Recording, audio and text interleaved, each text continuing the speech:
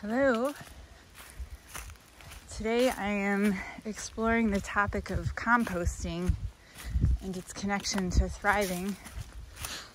And this topic is coming to me on the tail end of reaching out to people for help, for kind of preparing our little farmstead for the winter and the coming spring. And I was talking with a dear friend who she has been helping me, and she's been studying permaculture.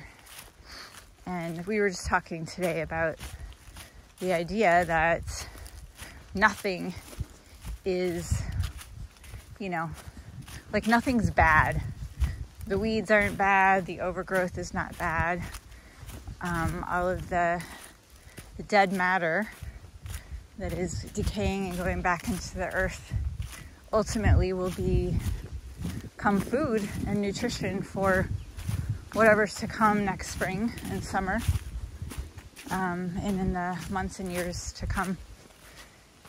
And when you're looking at a whole bunch of work and you're looking at like areas that seem overgrown, like garden beds that just went wild, it seems that there are things in there that shouldn't be there, and yet it all will be useful. And I think about just my own process, and since my husband died in March, and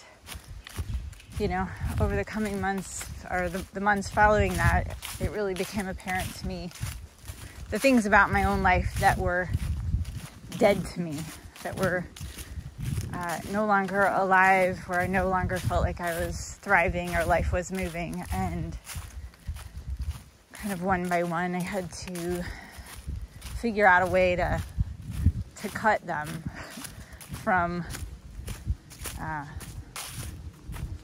the branches, or just cut the branches off completely from my being. And I think in that process, there's a temptation to look at it and decide, oh, that's bad, that's good, that's bad, don't want that anymore, that's bad. And less of an inclination to look at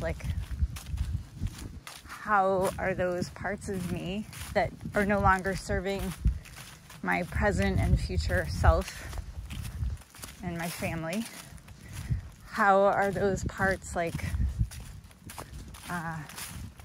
good? How can they become compost and then life for what's to come? So I think that's a universal question for us to all ask ourselves. I think life and our evolution as human beings is a constant pruning, a constant process of pruning and composting, and allowing the old to seep into the earth of our being, so that new life can spring forth.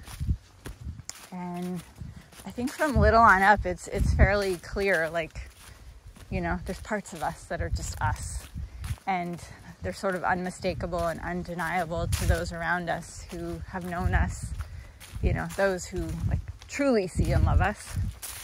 I think it's clear and evident, oh yeah, that's you, I look at my girls and I think, yeah, that's you shining forth. And then I see other things that are that doesn't feel like you, and then sure enough, somehow those parts get, life points that out very clearly. And then there's a process of shedding and letting go, and so the fuller, more you can emerge.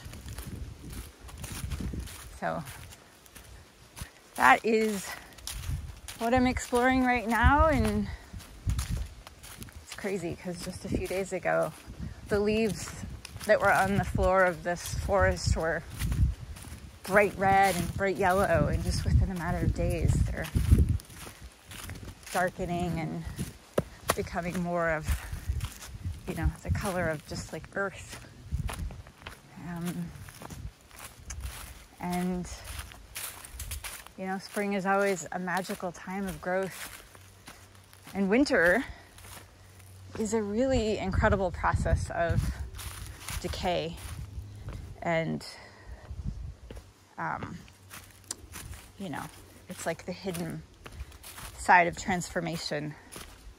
So I feel excited about that. I feel like ready to embrace like this coming season of darkness and decay and death and transformation. Yeah. All right.